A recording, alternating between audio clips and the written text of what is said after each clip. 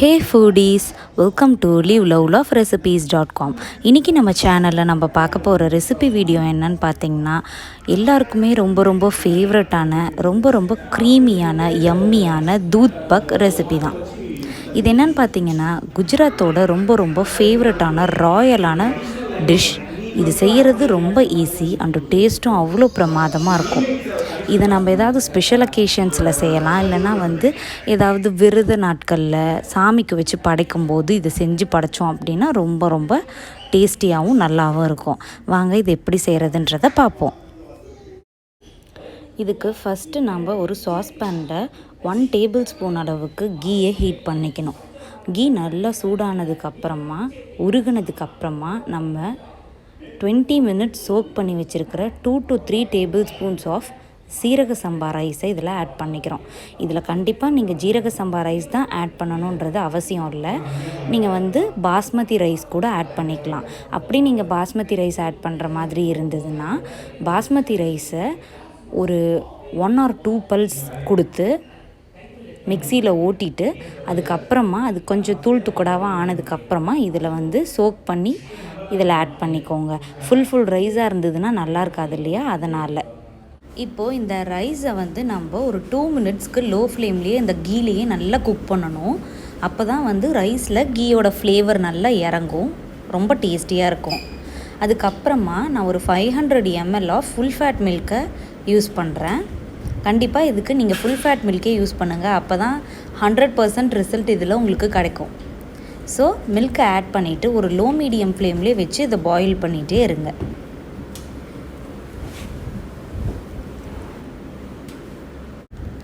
நம்ம ரைஸ்லாம் இதில் ஆட் பண்ணியிருக்கிறதுனால சீக்கிரமாக இது அடியில் போய் எல்லாம் ஒட்டிக்கிறதுக்கான சான்சஸ் இருக்குது.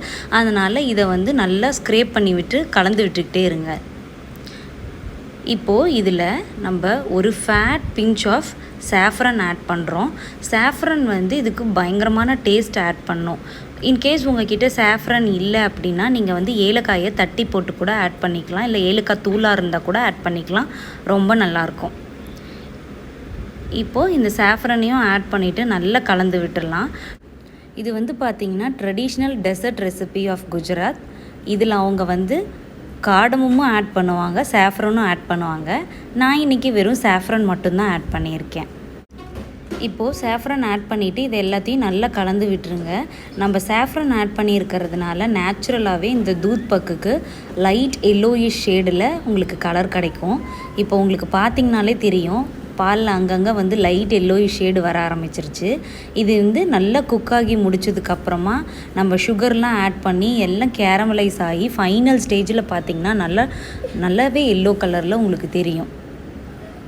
அது சாஃப்ரன்னால தான் அந்த எல்லோ கலர் கிடைக்கிது. இப்போ நம்ம என்ன பண்ணணும் அப்படின்னு பார்த்திங்கன்னா, ஒரு லோ மீடியம் ஃப்ளேம்லேயே வச்சு சைட்ஸ் எல்லாம் ஸ்க்ரேப் பண்ணி விட்டுட்டு குக் பண்ணிகிட்டே இருக்கணும். நம்ம ஆட் பண்ணோம் இல்லையா அந்த ரைஸு, அதெல்லாம் நல்லா குக்காகி நீட்டமாக நம்மளுக்கு ரைஸ் வெளியிலேயே தெரியும். அந்த அளவுக்கு ஆகிற வரைக்கும் நம்ம இதை குக் பண்ணிக்கிட்டே இருக்கணும் ஒரு லோ மீடியம் ஃப்ளேம்லேயே வச்சு.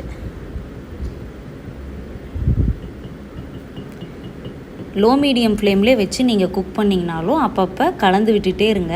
நம்ம ரைஸ்லாம் ஆட் பண்ணியிருக்கிறதுனால அடி பிடிக்கிறதுக்கான சான்சஸ் அதிகமாக இருக்குது. ஒரு ஃபியூ மினிட்ஸில் பார்த்தீங்க அப்படின்னா நம்ம ஆட் பண்ணியிருந்தோம் இல்லையா மில்க்கு, அது ஹாஃபாக ரெடியூஸ் ஆகியிருக்கும். சைட்ஸில் இப்போ நல்லாவே ஒட்ட ஆரம்பிக்கும். நம்ம ரைஸ் ஆட் பண்ணோம் இல்லையா, அது கிட்டத்தட்ட ஹாஃப் குக் ஆகிருக்கும். ஆனாலும் அடியில் ஒட்டிக்கிறதுக்கான சான்சஸ் அதிகமாக இருக்குது. அதனால் நல்லா கிளறி விட்டுட்டே இருங்க லோ மீடியம் ஃப்ளேம்லேயே வச்சு, இல்லைனா ரைஸ்லாம் கீழே டெபாசிட் ஆகி ஒட்டிக்கிற மாதிரி ஆகிடும். கிட்டத்தட்ட இப்போ நம்ம ஆட் பண்ண மில்க்லாம் பார்த்திங்கன்னா ஹாஃபாக ரெடியூஸ் ஆகிடுச்சு. பார்த்திங்களா, இப்போது ரைஸ்லாம் நல்லா குக் ஆகிடுச்சு. நம்மளுக்கு வெளியில் நல்லா தெரியுது பாருங்கள் ரைஸ் குக் ஆனது. இப்போது இந்த ஸ்டேஜில் நம்ம சுகர் ஆட் பண்ணணும். நான் ஒரு 5 to 6 டேபிள் ஸ்பூன்ஸ் ஆஃப் சுகரை ஆட் பண்ணியிருக்கேன். இது ஒரு மீடியம் ஸ்வீட்னஸ் தரும். உங்களுக்கு இன்னுமே கொஞ்சம் ஸ்வீட் அதிகமாக வேணும்னா நீங்கள் ஒரு 3 to 4 டேபிள் ஸ்பூன்ஸ் அதிகமாக நீங்கள் ஆட் பண்ணிக்கலாம் ஸ்வீட்டு. சுகரை ஆட் பண்ணதுக்கப்புறமா நல்லா கலந்து விட்டுக்கிட்டே இருங்க. இப்போ நம்ம ஆட் பண்ண சுகர்லாம் நல்லா மெல்ட் ஆகி கேரமலைஸ் ஆகிடணும். அது வரைக்கும் இதை நல்லா கலந்து விட்டுக்கிட்டே இருங்க. ரைஸ்லாம் நல்லா குக் ஆனதுக்கு அப்புறமா தான் நீங்கள் சுகர் ஆட் பண்ணணும். இன்கேஸ் நீங்கள் முன்னாடியே சுகர் ஆட் பண்ணிட்டீங்க அப்படின்னா ரைஸ்லாம் குக் ஆகாமே போயிடும். அதனால் அதை மட்டும் பார்த்து செய்யுங்க. இப்போது ரைஸ்லாம் நல்லா குக் ஆகி சுகர்லாம் நல்லா கேரமலைஸ் ஆனதுக்கு அப்புறமா நம்ம இதில் சாப் பண்ணி வச்சுருக்கிற நட்ஸ் எல்லாம் ஆட் பண்ணிக்கலாம். சாப் பண்ணி வச்சுருக்கிற நட்ஸை அப்படியே நீங்கள் ஆட் பண்ணாலும் ஆட் பண்ணிக்கலாம், இல்லைனா அதை நெய்யில் வறுத்துட்டு கூட ஆட் பண்ணிக்கலாம். நான் இன்றைக்கி அப்படியே தான் ஆட் பண்ணியிருக்கேன். நான் இன்றைக்கி கொஞ்சமாக பாதாமும் கொஞ்சமாக பிஸ்தாவும் ஆட் பண்ணிக்கிறேன்.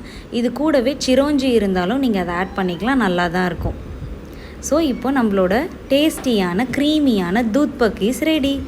இந்த ரெசிபியை நீங்களும் ட்ரை பண்ணி பார்த்துட்டு எப்படி வந்திருக்குன்றதை காமெண்ட்ஸில் சொல்லுங்கள். இந்த ரெசிபி உங்களுக்கு பிடிச்சிருந்ததுன்னா லைக் பண்ணுங்கள், உங்கள் ஃப்ரெண்ட்ஸ் அண்ட் ரிலேட்டிவ்ஸ் கூட ஷேர் பண்ணுங்கள், அண்ட் மறக்காமல் நம்ம சேனலையும் சப்ஸ்கிரைப் பண்ணுங்கள். தேங்க்ஸ் ஃபார் வாட்சிங்.